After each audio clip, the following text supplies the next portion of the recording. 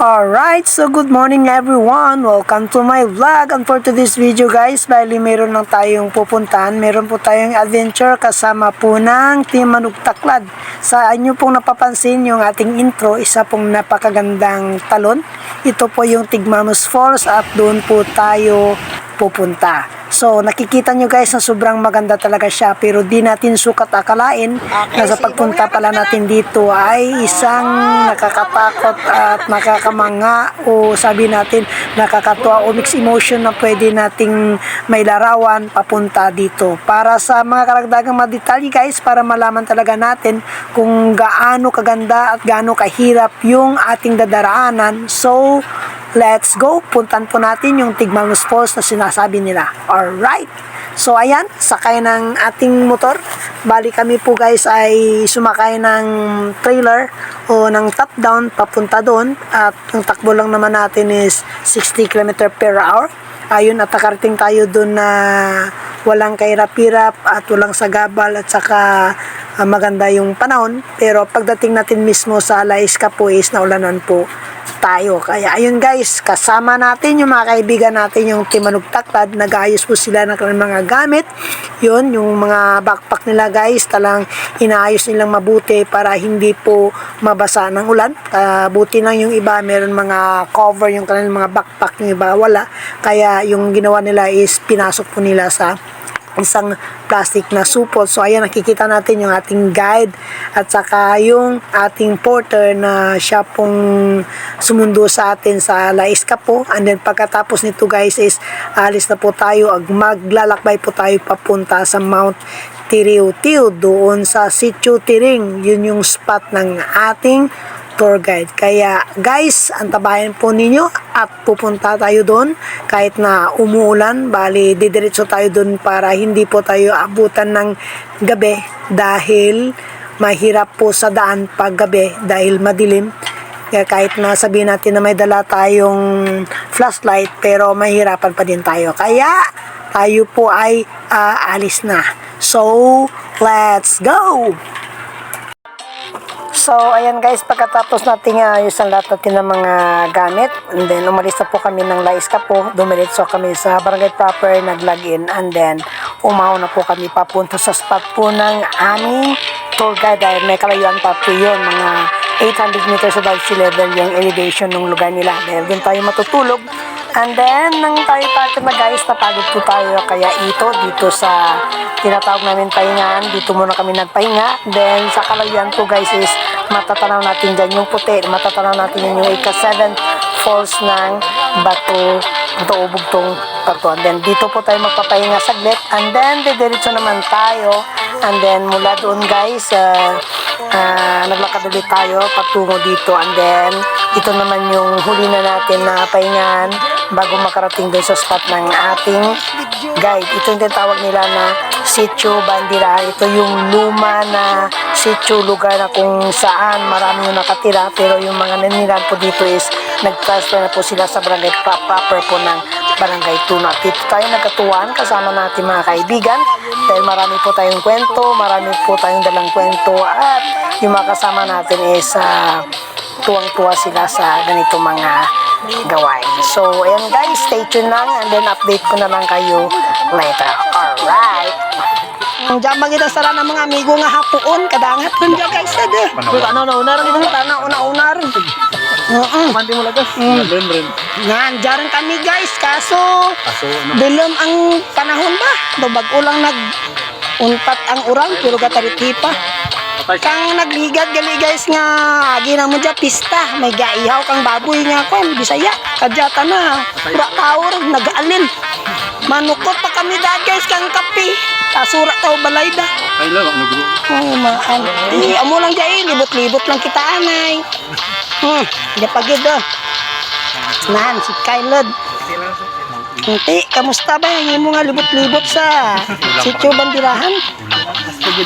Astigid, askilag na ba? Gabi una-una, unagi ka mo ba? Kaya na bata ko. Napanasin na bata. Di overding. Interview natin ang Master Eskinol guys. Kamusta ba? Kanimo sir? Ano, maambal mo ba sa masiling mo gid? Hambal nang dato ka una. mga 9 nga difficulties. Anda lang. Ang bakang master ko nga medyo may sanag ko ang ulo na. Tulang, lipid lang. 10 gid. Tulang. Okay. Imo kami dyan nga bago.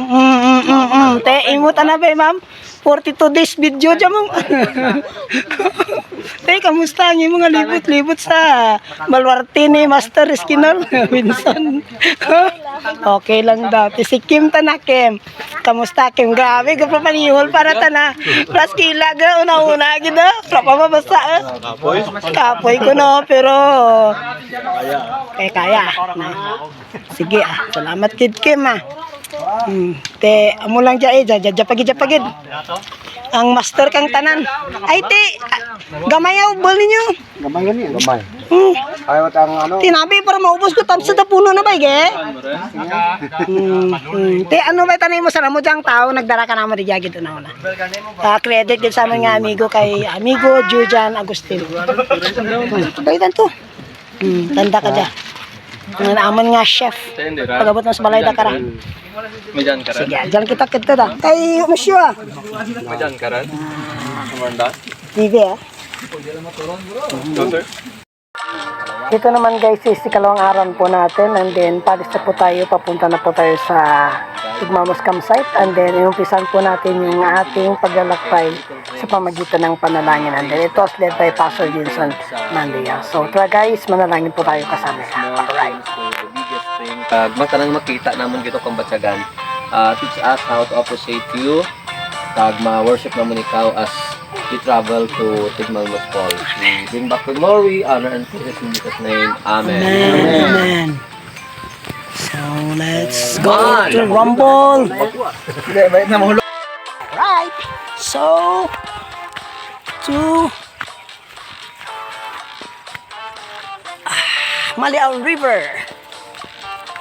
Arat na ta. Ito na ang power. Igod yun ha. Purihi. Dun. Okay. Bye-bye na. Papa Maliao River dali kami. At we go through this Mount Riutiw. Pagka kami ito sa Mount Olagay sa Takaran Mountain. So dyan. Bukat kami anay.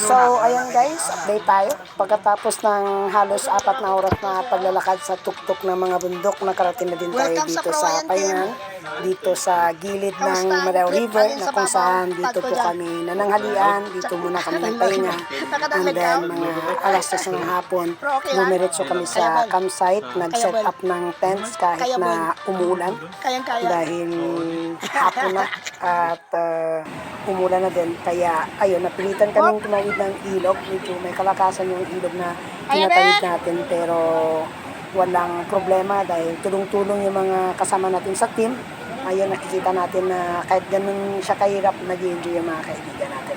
And then diretso na po tayo niyan sa campsite. So stay tuned lang and then update ko na lang kayo later. Bye-bye! Sige, kamang migurulan! Kamang!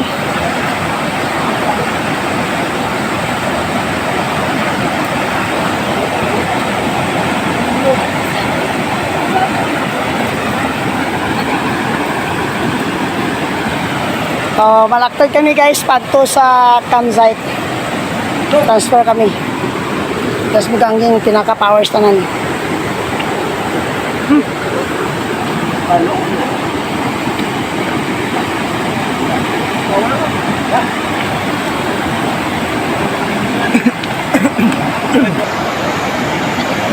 Puryang lig. Purya usog. Purya usog. Purya usog. Purya usog. Huy. Dan nagmig ba to dyan sa unang. Okay, so ito ulit guys, pagkaumagahan, bali hindi na po tayo nakakuha ng mga record natin sa campsite dahil madilim na din. At ito, early in the morning, pagkatapos ng mag-breakfast, dumiritso na kami sa aming target at ito yung una namin nakasalubong na challenge, bali rappelling po guys dahil may kahirapan at saka medyo mataas yung pangpang, so kailangan namin gumamit ng lubid at saka mag-rappelling. At hindi lang yan, gumamit na tayo ng lubid para tumawid ng ilog dahil sabi ko nga kanina malakas yung agos ng ilog at kailangan natin gawin yan dahil may makasamang tayo na hindi marunong lumangoy at saka hindi marunong maghanap ng mga dalanan kung saan hindi sila mababasa. So ayan, nakikita natin yung isang bata, 7 years old kid, anak ko po, si Timmy Vasquez Jr. na kung saan nag-i-enjoy siya sa paggamit ng lubid para lang makatawid sa kabilang dulo. So marami tayong mga fans, marami tayong mga katuwaan na ginagawa dito guys habang nag-adventure po tayo. Meron din tayo na minsan may cliff hanging tayo, pero mostly nakita natin rappelling na po ito, may swimming na po ito, and then mag-i-enjoy talaga tayo papunta doon. And then ayan, nakita naman natin, dumaan naman tayo sa isang talon. Yung tawag namin dyan is Padudos Falls. And then pagkatapos nyan, ayun, dadaan ulit tayo, tatayo naman ulit tayo ng ilog, gagamit man ulit tayo ng lubid. At ayan, yung highlights natin is yung bata na yung nakikita natin dyan dahil siya yan ang nakuha na natin ng video, yung kinuha ng ating kaibigan, and then tayo hindi na nakakuha dahil lalubat na rin tayo. So ayan, nakikita natin, enjoy siya, tuwang-tuwa siya guys. Pero dyan, yung pagbalik namin, muntik na siya malunod dahil hindi naman siya marunong lumangoy. Bali, lumangoy siya, and then nakapunta siya sa medyo malakas ang agos ng tubig, and then dinala siya doon sa medyo malalim na. Pero praise God pa din dahil may nakakita sa kanya at walang aberyay guys. And then pagkatapos niyan, ayan, makikita na natin yung napakagandang talon ng Tigmalmas Falls. Nakarating na po tayo dyan guys, na safe and sound. And then ang Lara excited, dati tutuwa. And then pagdating natin dyan, syempre video rolling, and then picture taking, and then dyan na rin kami naghapunan sama-sama dahil pagkatapos is babalik na po kami ng campsite, and then magdi-dismantle ng aming camping tent, and then babalik na po kami sa jump off sa Barangay Tuno, Tibiao, Antique, na kung saan is dumating kami doon mga alas 9 na po ng gabi. Pero safe and sound po tayo at nag-enjoy tayo kahit na naglalakad tayo sa mga bundok, sa tuktok ng bundok na umulan. At least enjoy na enjoy ang lahat. So hanggang dito lang po tayo. Maraming salamat sa inyong pagsubaybay at panonood. Here again, Quest ni Timoy. Nagpapasalamat po sa inyong support. Naway, huwag po ninyong kalimutan na i-like ating video, mag-comment, mag-subscribe at saka mag-bell out.